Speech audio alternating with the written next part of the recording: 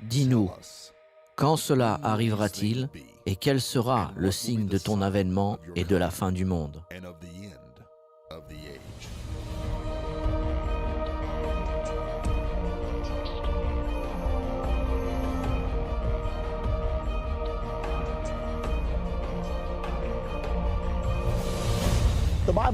La Bible prophétise qu'une religion mondiale arrivera.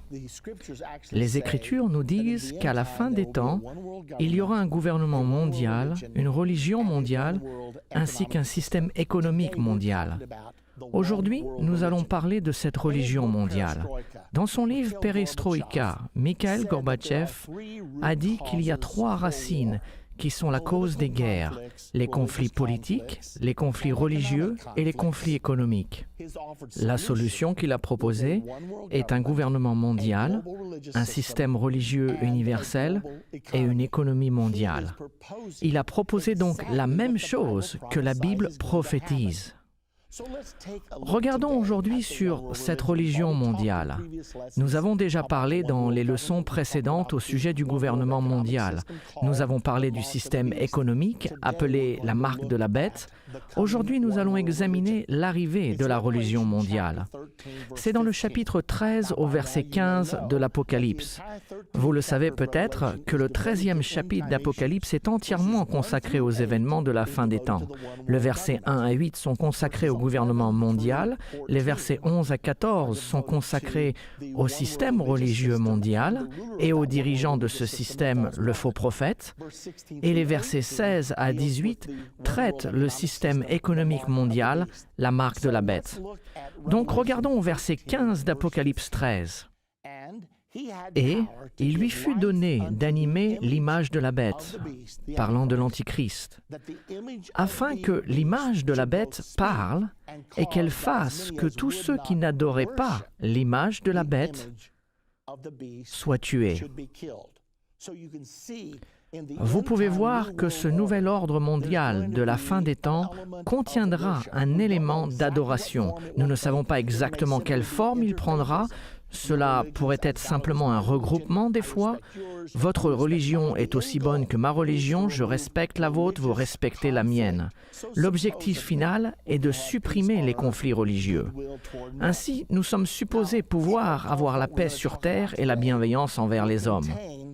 L'une des parties que nous allons parler aujourd'hui contient l'histoire la plus étonnante jamais racontée. Comment Mikhail Gorbatchev et le pape Jean-Paul II ont secrètement planifié la chute du mur de Berlin et la naissance du nouvel ordre mondial. Ceci va absolument vous étonner. Cependant, avant d'entrer dans les détails, nous devons découvrir de quel côté cette puissante organisation, l'Église catholique romaine, se trouve. Il y a plusieurs déclarations faites par les derniers papes qui nous donnent un bon aperçu du rôle joué par l'Église catholique romaine dans l'établissement de ce gouvernement mondial qui a été prophétisé. Et il est très intéressant de voir ce que disent réellement les papes, car l'Église catholique romaine comprend 1 milliard de personnes et beaucoup croient qu'il parle aussi pour les protestants qui sont, eux, 1,1 milliard. Ainsi, si vous mettez ensemble les protestants et les catholiques, vous avez 1/3 de la population mondiale. Donc, ce que l'Église catholique romaine divulgue et ce qu'elle représente sont très importantes. Prenons donc les déclarations des 5 derniers papes et regardons ce qu'ils ont dit avec leurs propres mots au sujet du gouvernement mondial. Le pape Pie XII était le pape de l'Église pendant la Deuxième Guerre mondiale ainsi que pendant la création des Nations Unies. Cette citation est extraite de la publication Vital Speeches of the Day du 15 décembre 1959. L'article était un héritage au fédéralisme mondial, au gouvernement mondial. Le fédéralisme mondial est une autre appellation pour le gouvernement mondial. Le pape Pie XII a encouragé un effort pour la paix sur 3 niveaux. La réaffirmation du besoin d'un ordre mondial supranational, ce qui signifie un ordre mondial traversant les frontières nationales.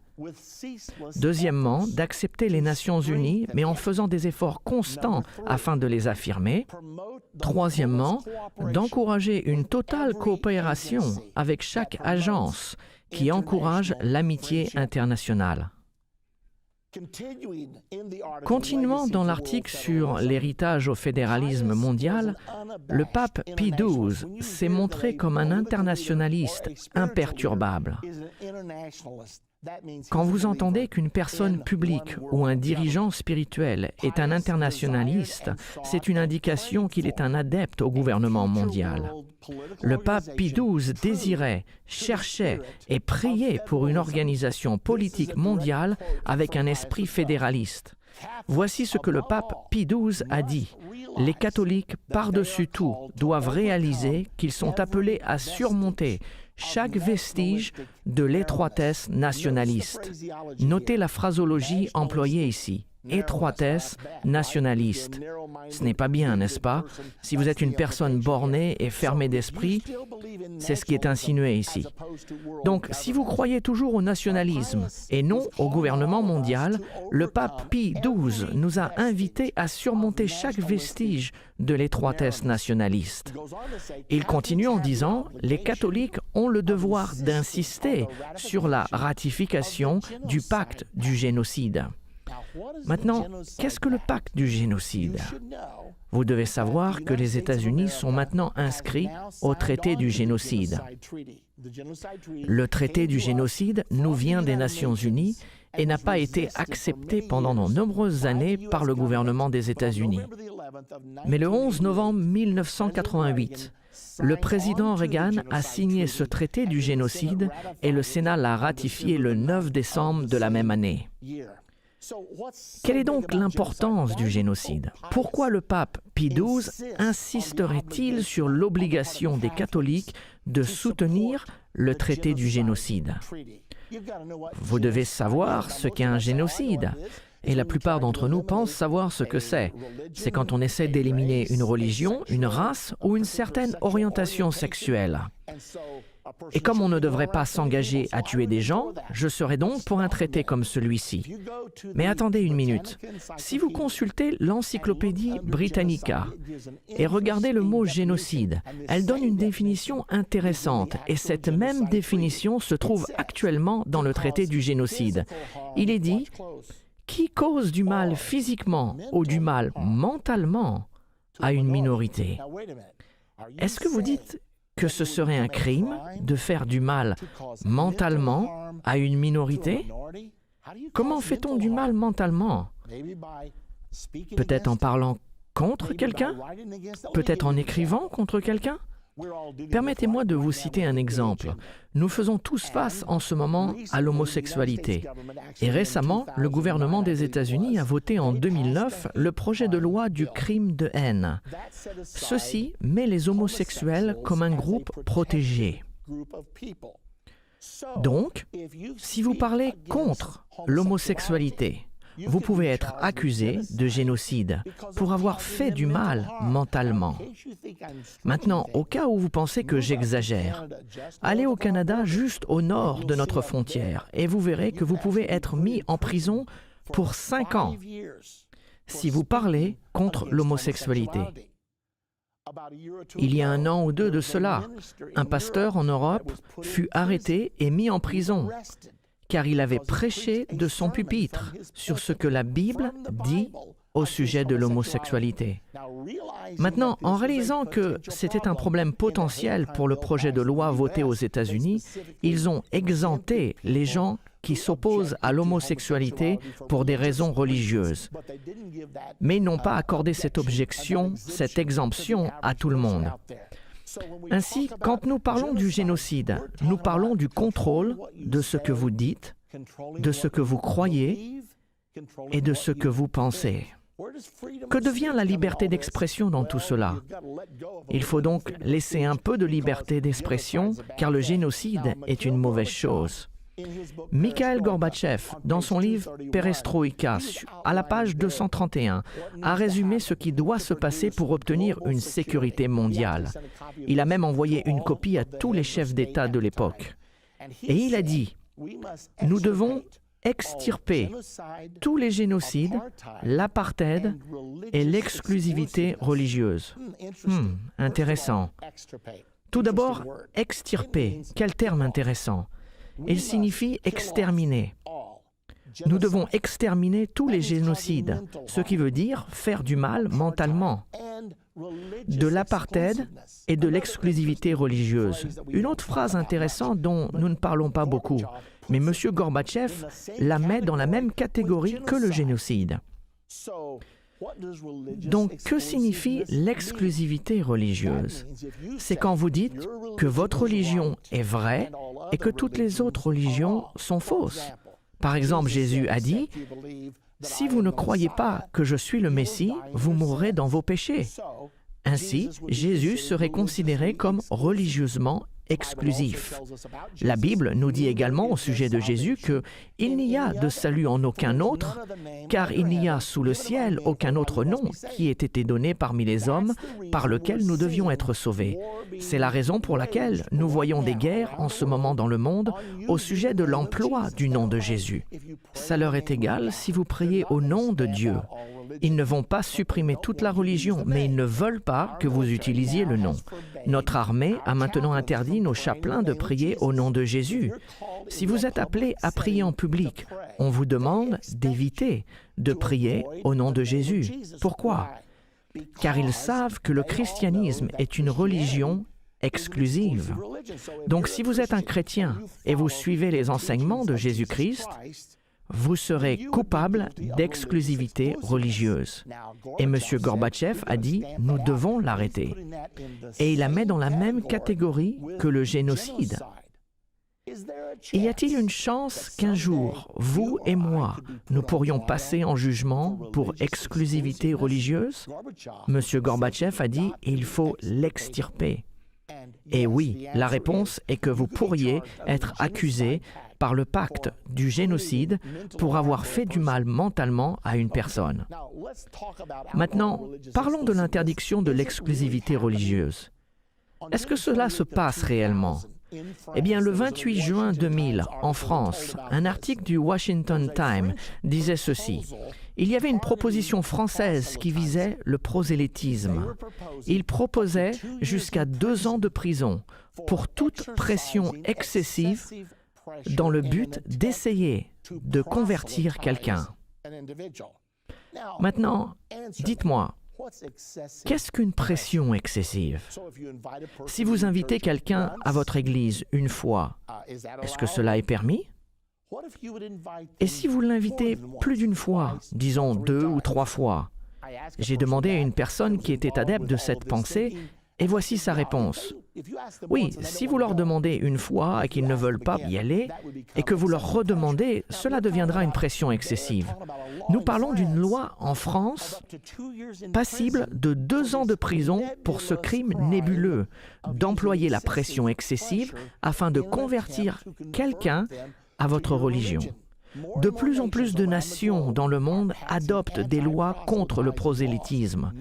La plupart des pays musulmans ont depuis longtemps des lois anti-prosélytisme. Donc la question est la suivante.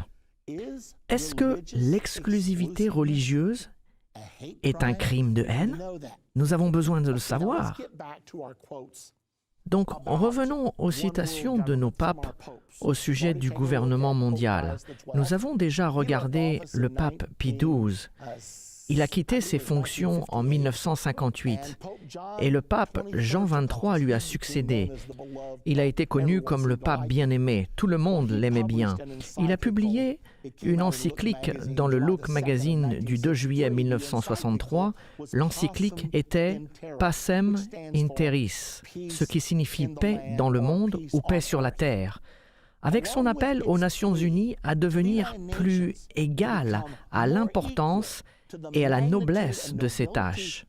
l'encyclique du pape a plaidé pour la création d'un gouvernement mondial, avec toute la puissance de sa meilleure preuve théologienne sur l'existence de Dieu.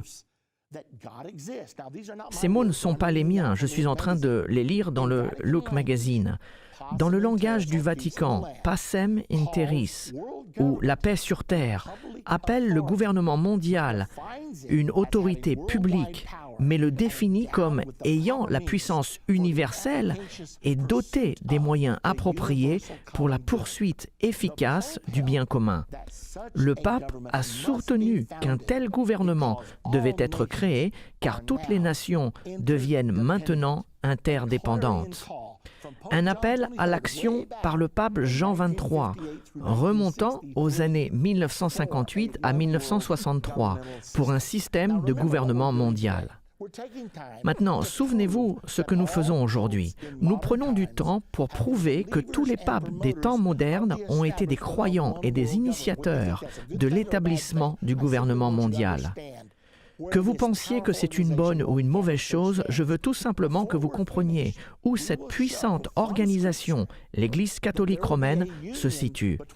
Avant la fin, nous vous montrerons par les Écritures qu'il y aura une union entre la politique et la religion pour former ce système de gouvernement mondial prophétisé, et vous saurez qu'elle est bien plus avancée que ce que nous pensons.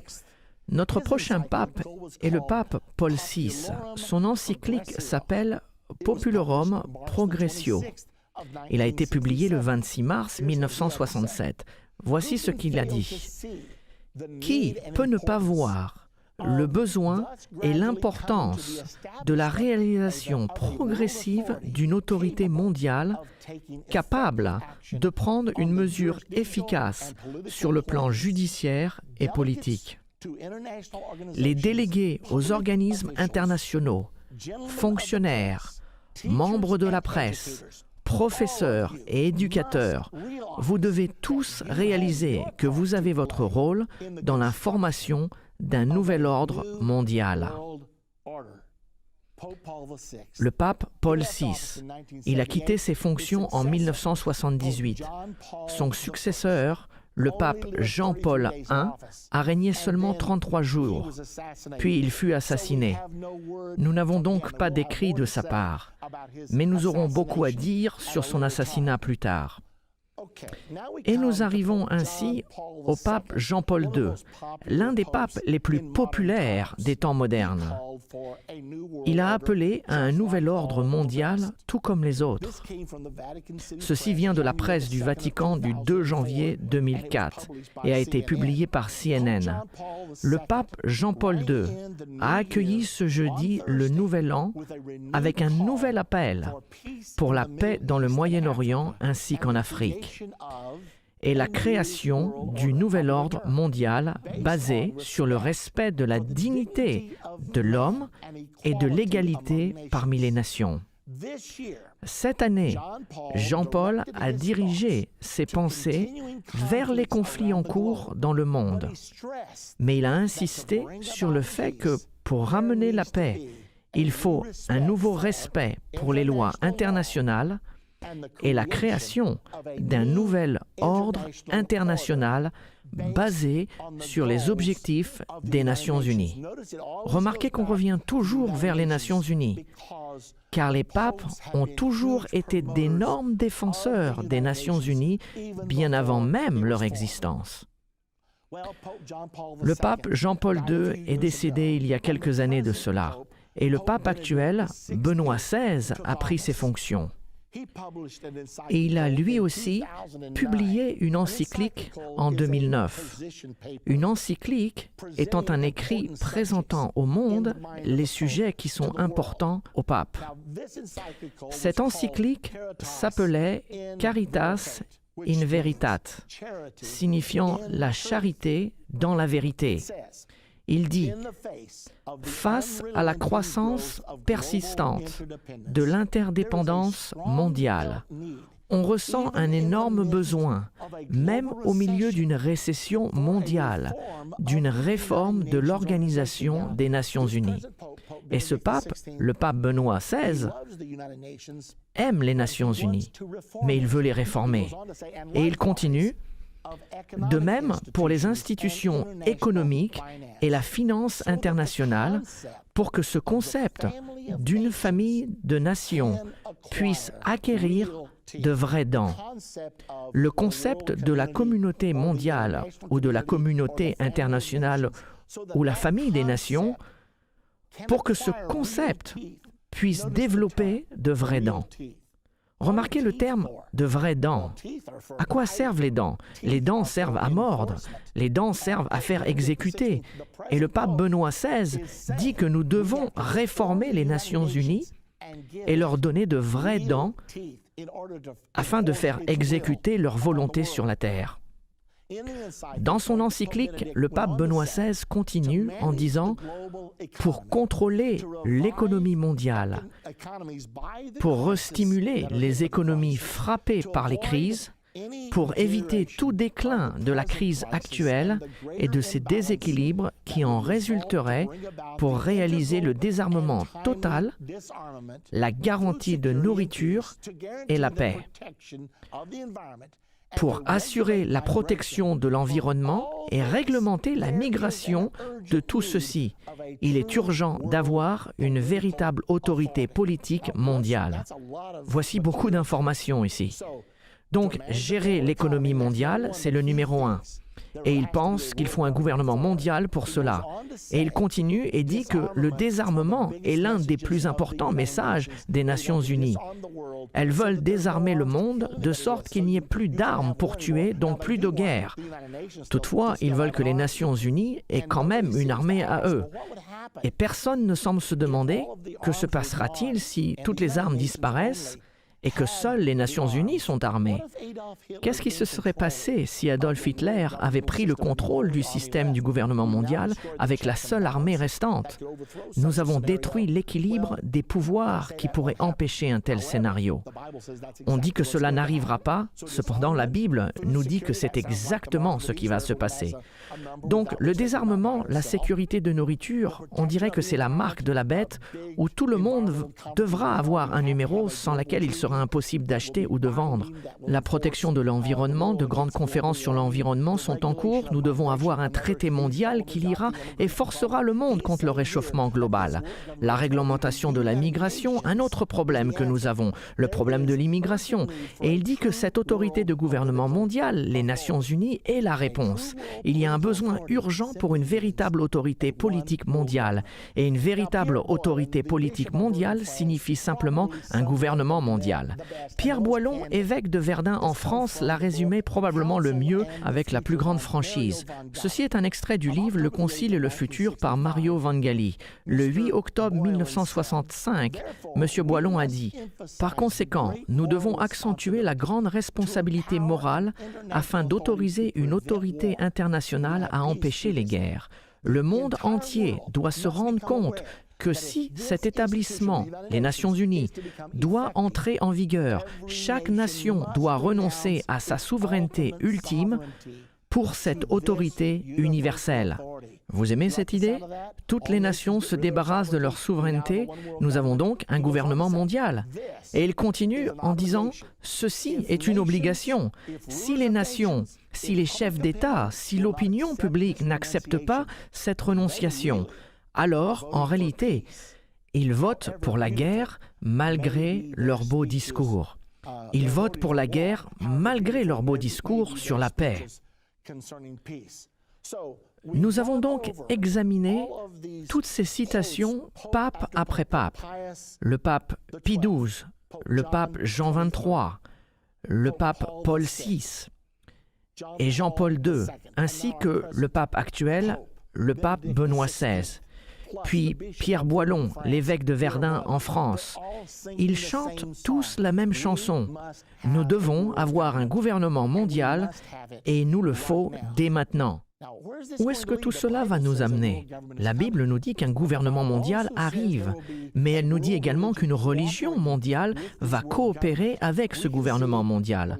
Nous pouvons voir la plus grande religion sur Terre, le christianisme, étant représenté par le pape, et il est considéré comme la tête du christianisme.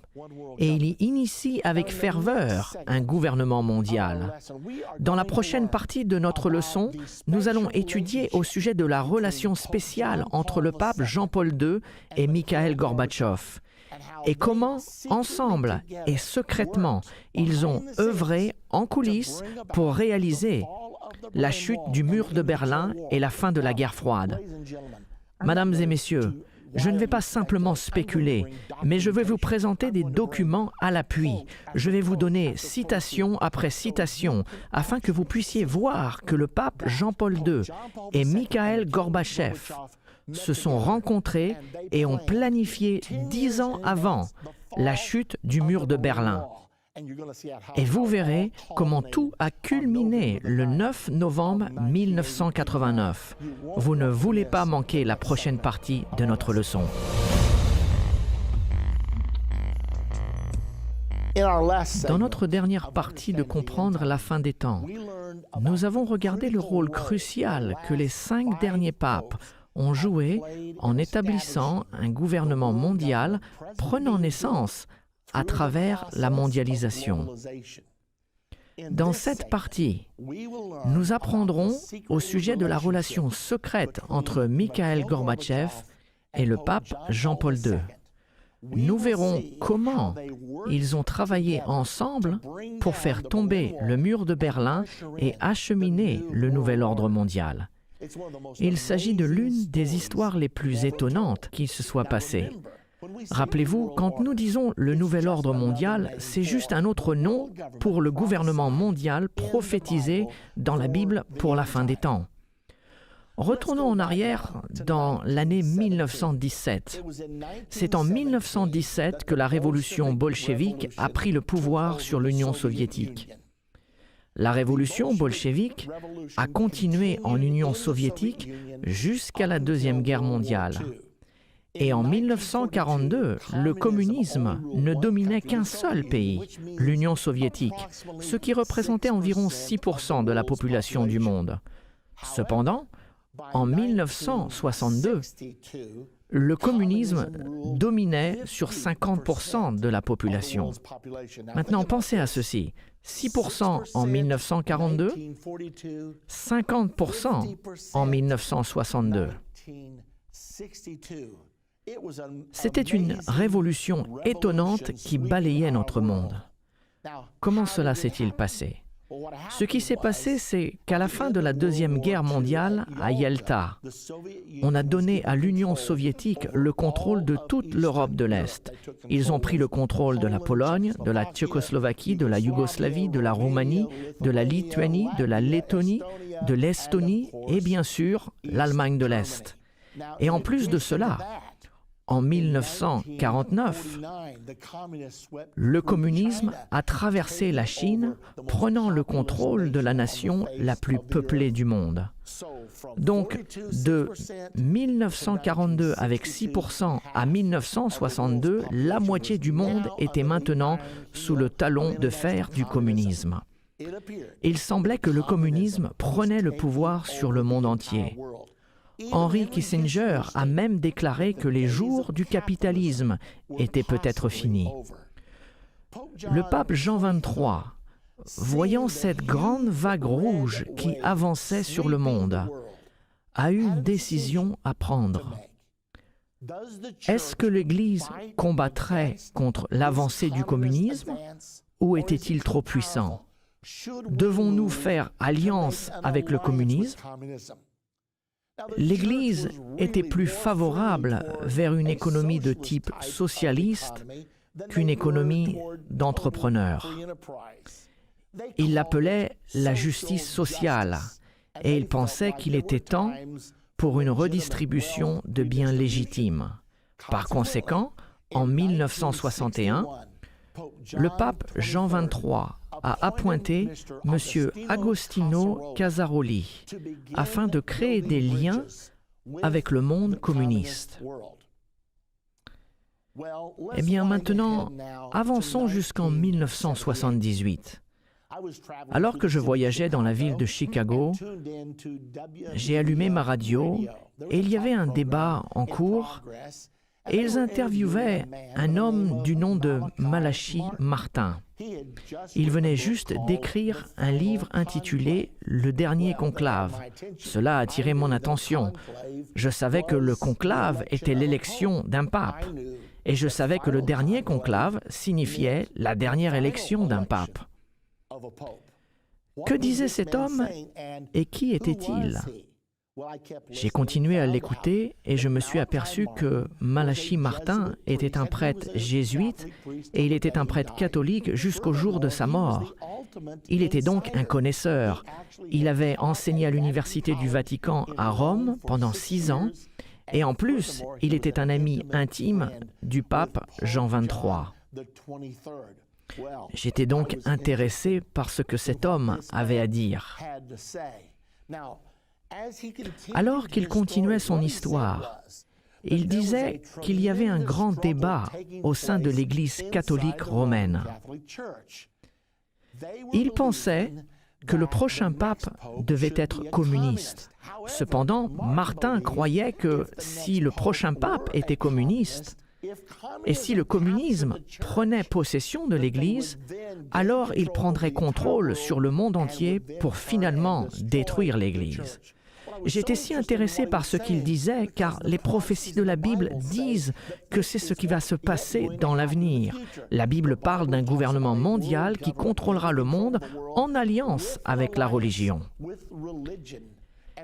Et après qu'ils avaient utilisé leur alliance avec la religion pour obtenir le contrôle, cette puissance politique se retournera et détruira les éléments religieux.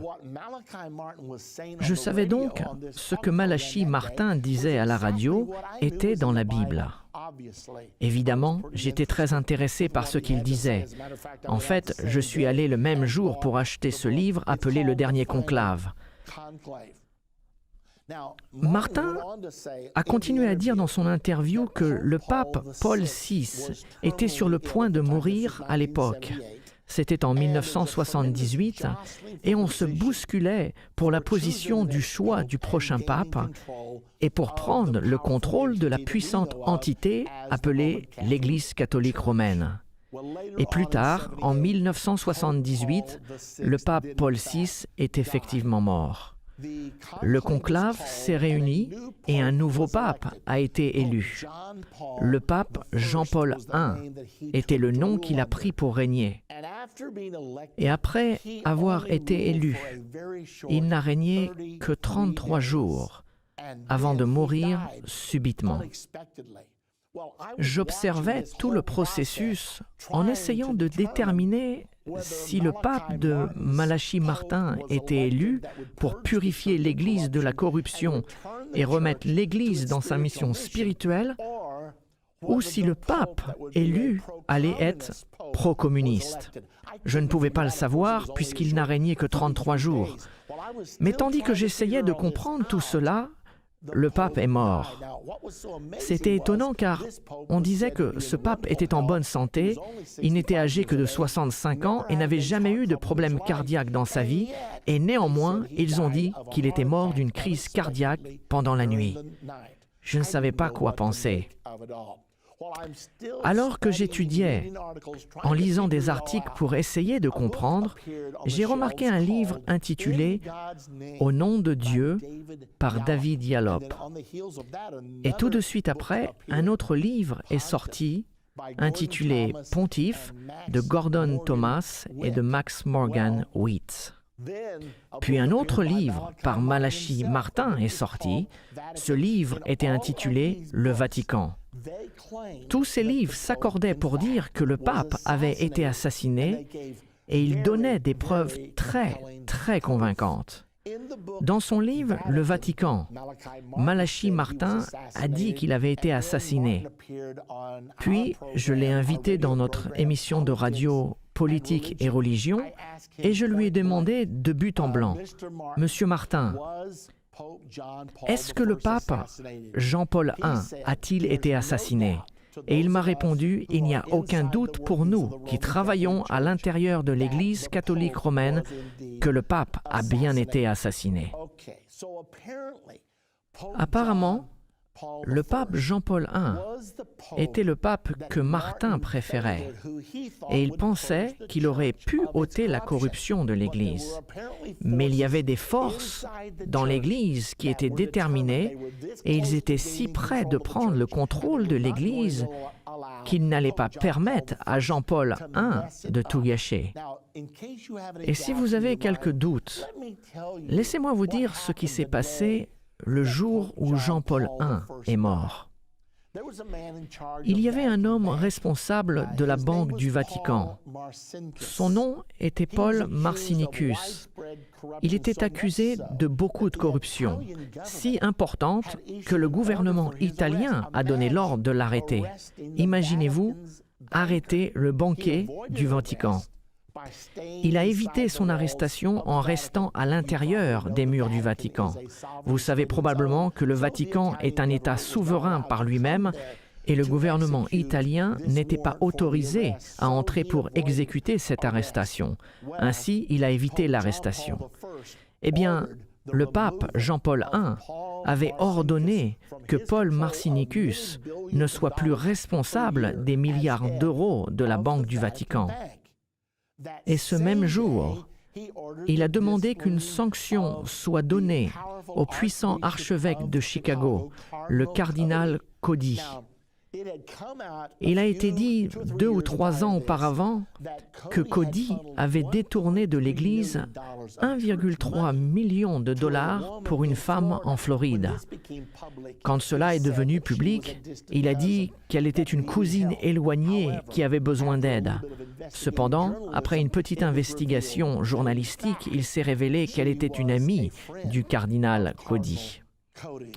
Sachant cela, le pape Jean-Paul I a ordonné la destitution de Marcinicus le jour même et a sanctionné le cardinal Cody.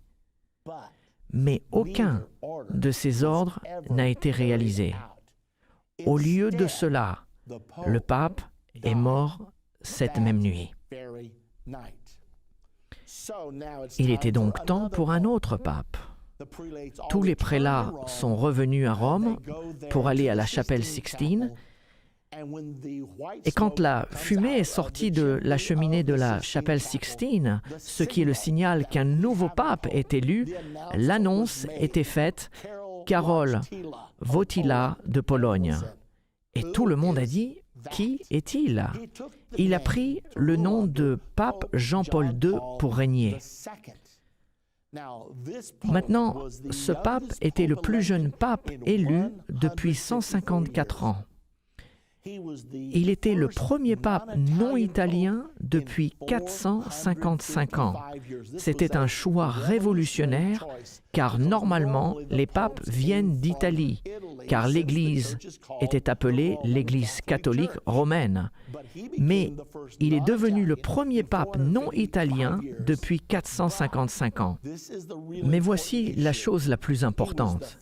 Il était le premier pape à venir d'un pays communiste de toute l'histoire de l'Église catholique romaine. Et la chose qui l'a rendu célèbre était qu'il a présidé en Pologne l'Église sous le communisme pendant 45 ans. Et l'Église a non seulement survécu, mais elle a prospéré sous cette organisation, cette alliance entre le catholicisme et le communisme. Et pendant que les votes étaient comptés dans le conclave pour déterminer qui serait le nouveau pape, savez-vous ce que M. Wojtyła lisait pour passer le temps?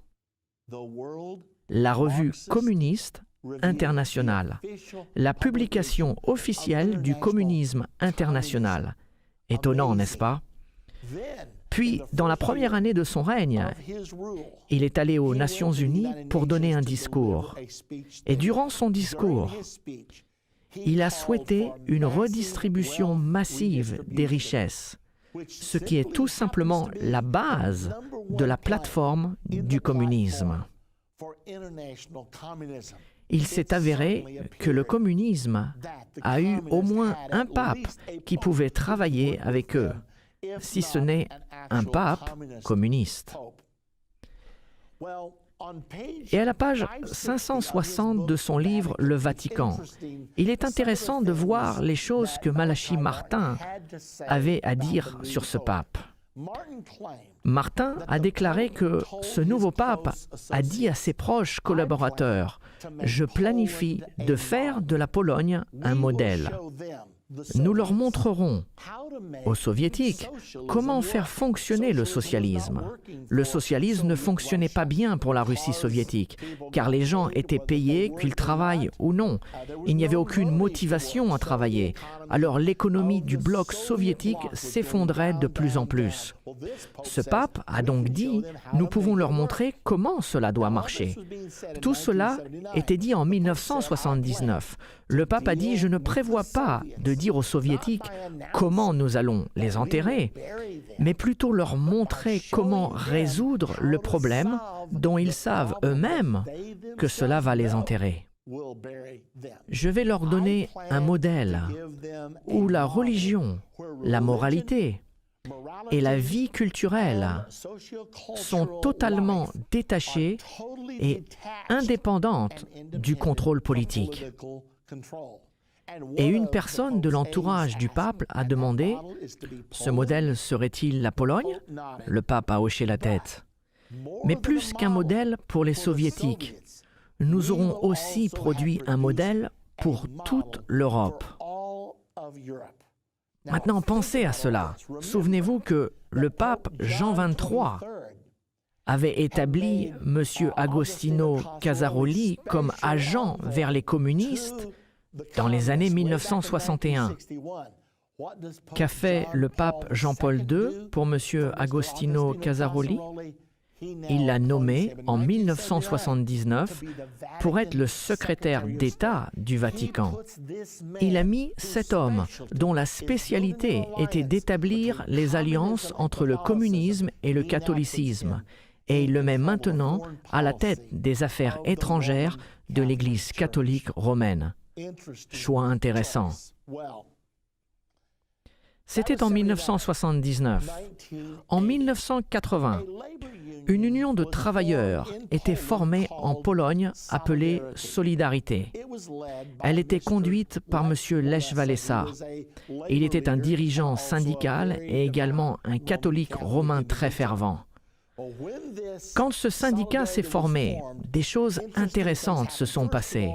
Tout d'abord, les communistes l'ont craint. Que fait ce pape? Ils savaient que le pape était derrière tout cela. Les communistes ont donc banni ce mouvement syndical en Pologne et ont mis Lech Walesa en résidence surveillée pendant 2 ans. Cependant, c'était au même moment qu'un nouveau jeune fougueux dirigeant s'élevait à l'intérieur de l'Union soviétique et son nom était Mikhaïl Gorbatchev. Et au début des années 1980, il gagnait de l'autorité, prenant de plus en plus d'influence. Et finalement, en 1985, il était élu en tant que président du Politburo soviétique et est devenu le dirigeant de l'Union soviétique. Entre 1985 et 1989, les choses changeaient en Union soviétique et dans le monde. Mikhaïl Gorbatchev parlait sans cesse au sujet de liberté, de la liberté religieuse, et personne ne savait s'il fallait le croire ou pas. Il était un dirigeant soviétique d'un style différent qu'auparavant. Et finalement, en 1989, n'oubliez pas qu'Agostino Casaroli travaillait dans l'ombre en tant que secrétaire d'État du Vatican et il établissait toujours des relations avec le monde communiste. En 1989, le parti syndical Solidarité en Pologne était légalisé et autorisé à se présenter aux élections. Le syndicat Solidarité a remporté l'élection en Pologne avec une très grande majorité. Avant cela, il y a eu des efforts de réforme dans d'autres pays communistes sous l'influence soviétique, mais les chars soviétiques étaient venus en force pour l'estomper. Je parle de la Hongrie en 1956, je parle de la Tchécoslovaquie en 1968. Les chars se sont avancés, écrasant les mouvements réformistes. Donc tout le monde retenait son souffle lorsque le mouvement Solidarité a gagné l'élection et allait gouverner la Pologne. Est-ce que les chars allaient recommencer? Eh bien, la réponse est non. Et puisque les Soviétiques n'ont pas envahi la Pologne, très rapidement, la révolution a commencé à traverser les autres pays soviétiques. Et un pays après l'autre abandonnait le régime marxiste et adoptait un gouvernement plus libéral. On l'a appelé la révolution de velours. Plusieurs mois au cours de l'année 1989 étaient étonnants à observer. Et finalement, lorsque cette révolution de velours a traversé l'Europe de l'Est, Mikhaïl Gorbatchev est allé au centre du problème, au rideau de fer, au mur de Berlin. Il est allé en Allemagne de l'Est et a rencontré le chancelier Erich Honecker. Son message à Honecker était de se joindre à cette révolution ou bien d'être mis de côté. Je n'oublierai jamais quand j'ai lu ces déclarations et que j'ai pensé que Gorbatchev était favorable à ces choses. J'ai été stupéfié alors que j'observais cela. Eh bien, le point culminant de la révolution de velours était dans l'effondrement du mur du Berlin le 9 novembre 1989. Je me souviens me dire « Qu'est-ce que Gorbatchev pense de tout cela ?» Peu après, j'ai vu une vidéo de lui applaudissant alors que le mur est en train de tomber. Il était donc complice dans ce plan. Ceci est intéressant. Seulement 20 jours après que le mur soit tombé, Mikhaïl Gorbatchev, le président George Bush père et le pape Jean-Paul II se sont rencontrés pour un sommet. Ils sont sortis de cette réunion et ont annoncé la naissance du nouvel ordre mondial. Le magazine USA Today du 30 novembre 1989, juste 21 jours après la chute du mur de Berlin, avait une photo du pape Jean-Paul II rencontrant Mikhaïl Gorbatchev en première page. C'était la première fois qu'un dirigeant communiste se réunissait au Vatican avec le pape. Il est intéressant de voir ce que le magazine USA Today disait sur leur première page. Le pape a été un conseiller au mouvement Solidarité depuis sa conception en 1980. Le prêtre de Lech Walesa, Henri Jakowski, n'était jamais très loin du dirigeant du mouvement Solidarité. Maintenant, les Soviétiques savaient cela. Ils savaient que la main du pape travaillait avec celle de Lech Walesa au travers de son prêtre, Henri Jakowski. Cet article a même montré une photo du pape avec M. Gorbatchev ensemble. Et pendant les présentations, lorsque M. Gorbatchev a été présenté au pape, devinez à qui a été donné l'honneur de faire les présentations. Vous avez probablement déjà deviné, M. Agostino Casaroli. Nous voici en 1961 recevant pour but de construire des liens entre le catholicisme et le communisme. Et maintenant, le voici introduisant fièrement le pape Jean-Paul II à Mikhaïl Gorbatchev. Mission accomplie. La chute du mur de Berlin était en fait la naissance du nouvel ordre mondial. Time Magazine, le 11 décembre 1989, déclarait ceci. Quand le vicaire de l'Empire maléfique a rencontré le vicaire de Christ au Vatican la semaine dernière, ce qu'il a dit au sujet de la religion aurait été une idéologie hérétique à Lénine et à tous les dirigeants soviétiques qui l'ont suivi. Mikhaïl Gorbatchev a dit au pape Jean-Paul II « Nous avons changé notre attitude sur certaines choses, notamment la religion. Désormais, nous ne procédons pas seulement à partir de l'hypothèse que personne ne devrait interférer dans la conscience de l'individu, mais nous disons également que les valeurs morales que la religion apporte et incarne depuis des siècles que ces valeurs peuvent aussi aider dans le renouvellement de notre pays. Le pape a dit qu'il enseignerait cela aux communistes. Il semblerait qu'il a bien réussi. Il continue en disant « Il semblerait que M. Gorbatchev, pour des raisons pragmatiques ou autres, soit devenu un croyant dans la capacité qu'a la religion à motiver le peuple soviétique à sortir leur pays de ce marasme économique. » C'est exactement ce que le pape a dit qu'il ferait à la page 560 du livre Le Vatican. Et il a dit cela en 1979. Et nous voici 10 ans après. L'alliance entre le catholicisme et le communisme s'est achevée par la naissance du nouvel ordre mondial. Dans la prochaine partie de Comprendre la fin des temps, nous allons apprendre que la Bible prophétise cette alliance dont je viens de vous parler et que vous ignorez peut-être. C'est une histoire qui n'a jamais été dite. La Bible prophétise cette alliance entre le catholicisme et le socialisme. Nous entendons aujourd'hui le pape Benoît XVI nous parler au sujet de la justice sociale, ce qui est un autre mot pour le socialisme.